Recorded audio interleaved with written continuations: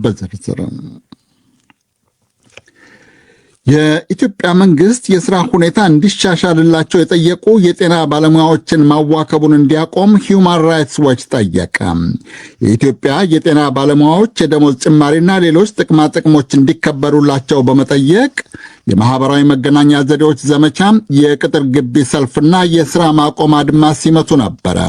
በአድማው አንዳንድ የመንግሥት ሆስፒታሎች አስፈላጊ ከሚባሉ ውጪ የሚሰጧቸውን የሕክምና አገልግሎቶች አቋርጠውም ነበረ። አዣንስ ፍራንስ ፕሬስ እንደዘገበው ፖሊስ በአድማው የተሳተፉ 47 የጤና ባለሙያዎችን ማሰሩን አስታውቋል።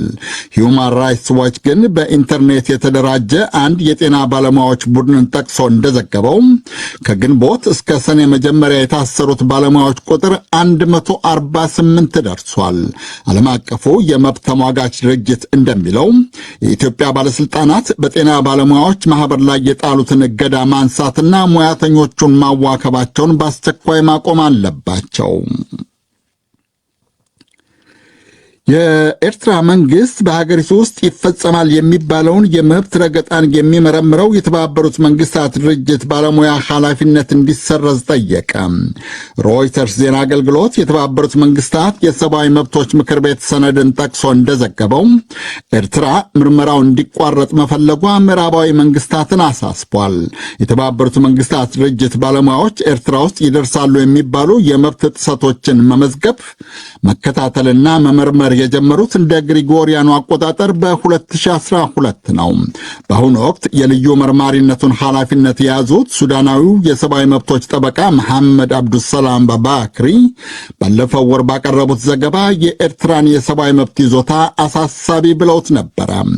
በባለሙያው ዘገባ መሰረት ሰዎች በዘፈቀደ ይታሰራሉ፣ ይሰወራሉ፣ የረጅም ጊዜ ወታደራዊና ብሔራዊ አገልግሎት ለመስጠት ይገደዳሉ። ክትትሉን ለረጅም ጊዜ የምትቃወመው ኤርትራ ባለፈው ሰኞ የመርማሪዎቹ ስልጣን እንዲሰረዝ የሚጠይቅ ረቂቅ ለተባበሩት መንግስታት ድርጅት ምክር ቤት አቅርባለች። የኤርትራን አቋም ሱዳን፣ ሩሲያና ኢራን ሲደግፉት የአውሮፓ ህብረትና ብሪታንያ ግን ተቃውመውታል። በአብዛኛው የሀገሪቱ አካባቢ ህገወጥ የኬላ ዝርጋታ እንዲነሳ ቢደረግም አሁንም ተሽከርካሪ እያስቆሙ በየቀበሌው በቅርብ ርቀት ቀላል የማይባል ገንዘብ የሚቀበሉ ሰዎች መኖራቸው ተገልጿል። የትራንስፖርትና ሎጂስቲክ ሚኒስትሩ አለሙ ስሜ የመስሪያ ቤታቸውን የ11 ወራት የስራ አፈጻጸም ዛሬ ለህዝብ ተወካዮች ምክር ቤት ሲያቀርቡ እንዳሉት ህገወጥ የኬላ ዝርጋታ በብዛት እንዲወገድ ቢደረግም ተሽከርካሪ እያስቆሙ ከፍተኛ ገንዘብ የሚጠይቁ ሰዎች አሁንም የሀገሪቱ የተሽከርካሪ ፍሰት ላይ እክል እየፈጠሩ ነው።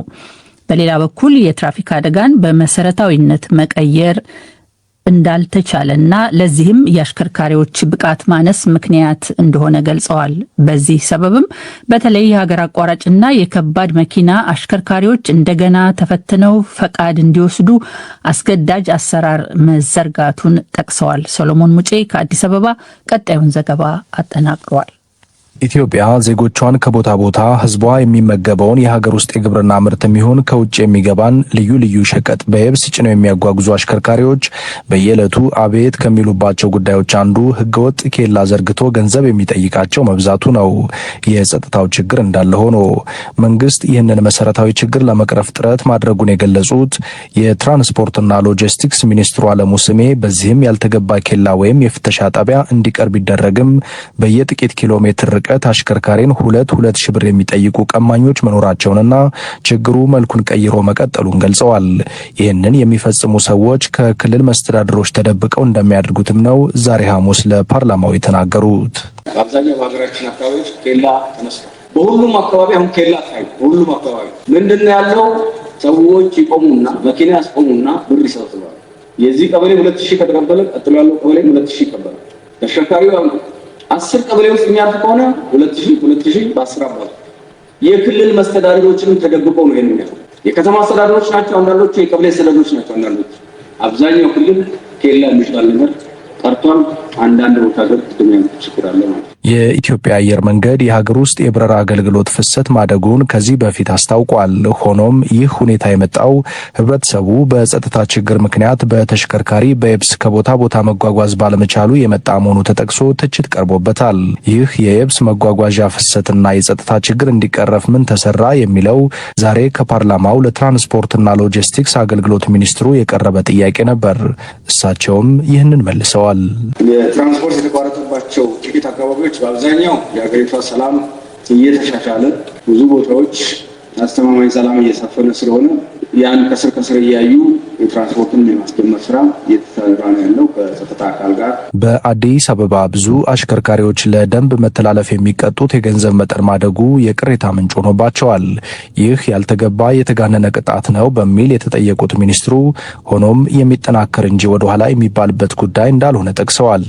የትራንስፖርት ዘርፍ ውስብስብ ችግር ያለበት ነው ያሉት ሚኒስትሩ በ11 ወራት በትራፊክ አደጋ ህይወቱ የተቀጠፈ አካሉም የጎደለ ሰው ቁጥር መጨመሩንም ተናግረዋል።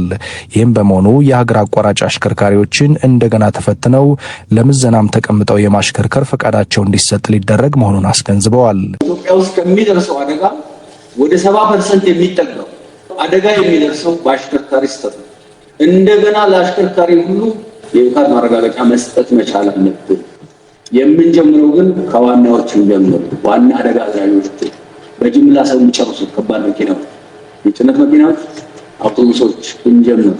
ዕዳ የበዛበት ጉዳይ ነው ይሄ የትራንስፖርት ሴክተር ዕዳ የበዛበት ጉዳይ። ይሄን ማስተካከል ርብርብ ይፈልጋል። በዛሬው የምክር ቤቱ መደበኛ ጉባኤ የደብረ ታቦር ከተማ የአዊ ዞንና የምዕራብ ሐረርጌ የአውሮፕላን ማረፊያ ግንባታዎች ምላሽ ያገኙ የሚሉ ጥያቄዎች ቀርበውበታል።